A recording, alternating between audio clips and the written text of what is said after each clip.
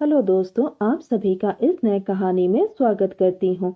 2 साल बाद मेरे देवर जी घर वापस आए। मेरे देवर जी 21 साल के हैंडसम नौजवान हैं। मैंने जब देवर जी को देखा तो मेरी खुशी का ठिकाना नहीं रहा। देवर जी भी मुझे देखकर बहुत ही खुश हो गए। देवर जी ने अपनी मन की बात मुझे कही। मैंने भी हाँ करते हुए देवर जी से कहा कि आप जैसा चाहते हो वैसा ही होगा। देवर जी ने भी। दोस्तों, थोड़ा सा समय निकालकर इस कहानी को अंत तक जरूर सुने। दोस्तों, आप लोग चैनल को सब्सक्राइब करना भूल जाते हैं। दोस्तों, आप सबसे रिक्वेस्ट है कि चैनल को एक सब्सक्राइब करें और वीडियो को एक लाइक करें। दोस्तों, आप लोगों की एक लाइक और सब्सक्राइब से बहुत ही मोटिवेशन मिलती है कि हम ऐसे ही कहानियां आप सबके समक्ष प्रस्तुत कर पाए। दोस्तों, हम बहुत ही मेहनत से कहानी लिखते हैं। आशा करती हूँ कि यह कहानी आप सबको पसंद आएगी। चलिए अब कहानी में आगे बढ़ते हैं और आपको यह कहानी सुनाते हैं। मैं सीमा हूँ और मैं अपने 3 साल के बेटे के साथ झारखंड के एक गांव में रहती हूँ। 2 साल पहले ही मेरे पति का एक सड़क दुर्घटना में निधन हो गया था। तब से मैं अकेले ही अपने बेटे का देखभाल कर रही हूँ। मेरे देवर जी जो बिहार के एक कारखाने में काम करता है, उनको मैंने पहली बार हमारे शादी पर देखा था। वह शादी पर सिर्फ एक दिन के लिए आए थे। उसके बाद जब इनका देहांत हुआ था तब वह आए और उन्होंने मुझे वादा किया था कि वह 2 साल बाद गांव के घर में वापस आ जाएंगे और उन्होंने वैसा ही किया। आज 2 साल बाद वह घर वापस आ गया। मेरे ससुराल में मेरे सास ससुर नहीं है। मेरे सास ससुर को गुजरे हुए 20 साल हो चुके हैं। मेरे पति ने मेहनत मजदूरी करके मेरे देवर जी को पढ़ाया लिखाया। देवर जी की पढ़ाई खत्म होते ही उनको बिहार के एक कारखाने में नौकरी मिल गई थी और तब से वह बिहार में ही रहते थे। मैं शादी करके अपने पति के साथ बहुत ही खुश थी। एक दिन मुझे पता चलता है कि मैं माँ बनने वाली हूँ। उसके 9 महीने बाद मैंने एक बेटे को जन्म दिया। हम तीनों अपनी जिंदगी में बहुत ही खुश थे।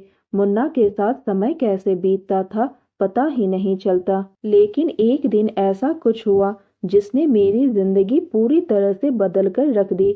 मेरे पति कुछ काम से शहर गए हुए थे और वहां उनका एक्सीडेंट हो गया, जिसके बाद उनके निधन हो गया।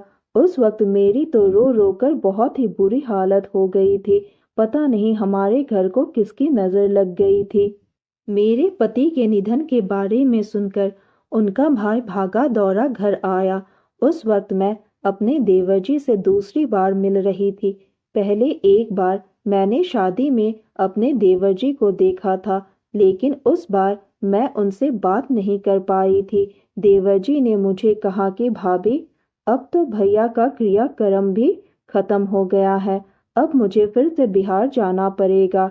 मैं आपसे वादा करता हूँ कि मैं 2 साल बाद गांव वापस आ जाऊंगा। देवर जी भी अपने काम पर चले गए। अब घर पर मैं और मुन्ना अकेले थे। ये 2 साल मैंने और मुन्ना ने कैसे बिताए ये सिर्फ मुझे ही पता है। देवर जी ने जैसे वादा किया उन्होंने वैसे ही अपना वादा निभाया। 2 साल बाद देवर जी घर वापस आ गए। देवर जी को देखकर मेरी तो खुशी का ठिकाना नहीं रहा। देवर जी भी मुझे देखकर बहुत ही खुश हो गए। धीरे धीरे देवर जी और मेरे बीच दोस्ती शुरू हो गई। देवर जी मेरे साथ बहुत ही हंसी मजाक करते थे। एक दिन देवर जी ने कहा कि भाभी, मुझे आपके खेत में हल चलाने का बहुत ही मन कर रहा है। मैंने भी कहा कि देवर जी 2 साल से खेत बंजर पड़े हुए हैं। आपके भैया के जाने के बाद से हल नहीं चला है। मैं तो चाहती ही हूँ कि आप मेरे खेत पर हल चलाए। देवर जी ने मेरे खेत पर हल चलाना शुरू कर दिया। अब मैं भी खुश होने लगी कि कम से कम 2 साल बाद मेरे खेत में किसी ने तो हल चलाया। मैंने देखा कि जब देवर जी मेरे खेत पर हल चला रहे थे उस वक्त वह पसीने से पूरी तरह से भीग चुके थे। मैंने अपने साड़ी के पल्लू से उनके पसीने को पोंछने लगी। तब देवर जी ने कहा कि खेत बहुत ही सूखा है, जिसकी वजह से मुझे हल चलाने में तकलीफ हो रहा है। मैंने कहा कि देवर जी, खेत में थोड़ा पानी गिरते ही खेत अपने आप हल चलाने लायक हो जाएगा। आपको तो पता ही है ना कि आपके भैया के जाने के बाद से किसी ने मेरे खेत पर हल नहीं चलाया है, जिसके कारण खेत पूरी तरह से सूख गया है। तब देवर जी ने कहा कि मैं थोड़ा पानी दे देता हूँ।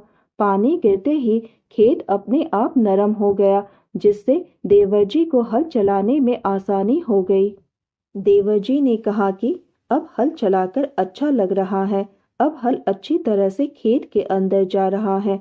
देवर जी ने लगातार 3 घंटे तक अपना हल चलाया। मैंने कहा, देवर जी अब बस भी करो, आप लगातार 3 घंटे से तो हल चला रहे हो, अपनी हालत को देखो, आप बुरी तरह से थक चुके हो। एक दिन में कौन इतना हल चलाता है। तब देवर जी ने कहा कि भाभी, मुझे आपके खेत में हल चलाकर बहुत ही अच्छा लग रहा है, मैं बहुत ही खुशी महसूस कर रहा हूँ। अब देवर जी हर रोज मेरे खेत पर हल चलाते हैं। देवर जी के आने के बाद अब मुझे भी थोड़ा सुकून मिला है। अब देवर जी को गांव के घर में रहते हुए 1 साल हो गए हैं। वह मेरी और मुन्ना की अच्छी तरह से देखभाल करते हैं और मेरी हर काम में मदद भी किया करते हैं। कुछ महीनों बाद मेरी खेत पहले की तरह हरी भरी हो गई।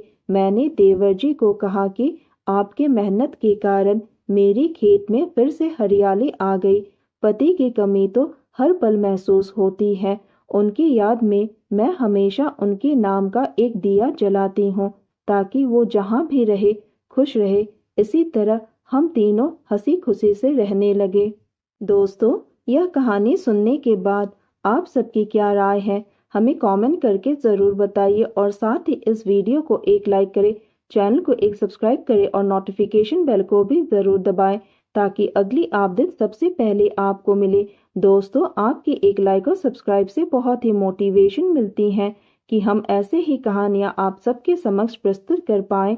आप सब ने अपना कीमती समय निकालकर इस वीडियो को सुना, इसके लिए आप सभी को धन्यवाद करती हूँ। धन्यवाद दोस्तों।